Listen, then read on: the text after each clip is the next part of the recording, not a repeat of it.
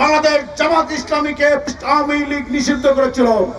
আল্লাহ রাব্বুল আলামিন মাত্র 4 দিনের ব্যবধানে 2024 সালের 5ই আগস্ট আল্লাহ তাবারক তাআলা তাদেরকে বাংলাদেশ থেকে নিষিদ্ধ করেছে। 2006 সালের 28 অক্টোবর আজকের এই দিনে ঢাকার রাজপথে যে সকল ভাইয়েরা ইসলামকে প্রতিষ্ঠা করার লক্ষ্যে তারা তাদের জীবনের সর্বশ্রেষ্ঠ সম্পদ জীবনকে ঢাকার রাজপথে বিলিয়ে দিয়েছেন, সেই সকল শহীদ ভাইদের শাহাদাত আল্লাহ তাবারক তাআলার কাছে কবুলিয়ত কামনা করে অতি সংক্ষেপে একটু কথা বলার চেষ্টা করব ইনশাআল্লাহ। প্রিয় ভাইরা আমার, আজকের দিন বাংলাদেশ জামাত ইসলামী তথা ইসলামী আন্দোলনের জন্য অত্যন্ত বেদনাদায়ক করুণার একটি দিন। আজকের দিন আমাদের ভাই হারানোর দিন, আজকের দিন মায়েরা তাদের সন্তান হারানোর দিন।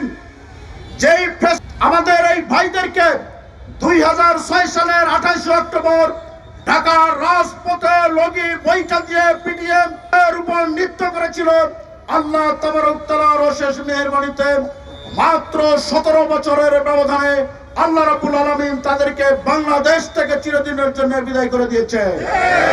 সংগ্রামী ভাইরা আমার, 2006 সালের লগি বইটার মাধ্যমে বাংলাদেশ জামাত ইসলামীকে বাংলাদেশ থেকে চিরদিনের জন্য নস্যাৎ করার তারা চেষ্টা করেছিল।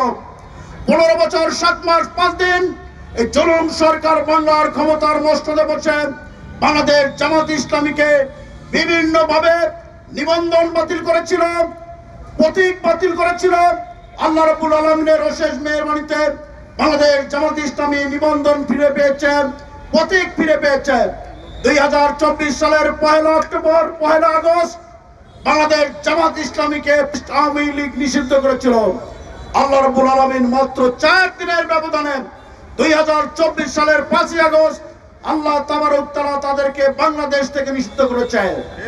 সংগ্রামী ভাইরা আমার, আমি আপনাদেরকে বলতে চাই, বাংলাদেশের প্রশাসন সহ ইলেকট্রনিক্স মিডিয়ার মাধ্যমে আজকের এই অন্তর্বর্তীকালীন সরকারের কাছে আমরা জোর দাবি জানাতে চাই, 2006 সালের আজকের এই দিনে আমাদের যেই 11 জন ভাইকে যারা শহীদ করেছেন, 11 জন ভাইদেরকে যারা হয়েছে অনতি বিলম্বে হত্যাকারীদের গ্রেফতার করে এর মাধ্যমে আমাদের ভাইদের বিচার করতে হবে। যদি ওই ফ্যাসিস্টদের বিচার না হয়, আমাদের ভাইদের যদি বিচার না হয়, বাংলার তৌহিদি জনতা, বাংলার অপবর জনতা কোনদিনও 28 অক্টোবরের ক্ষমা করবে না। সংগ্রামী ভাইরা আমার, বাংলাদেশ জামাত ইসলামী সন্ত্রাসের পরিবর্তে সন্ত্রাস নয়, সন্ত্রাসের পরিবর্তে আদর্শ দিয়ে বাংলার মানুষের মন জয় করতে সক্ষম হয়েছে।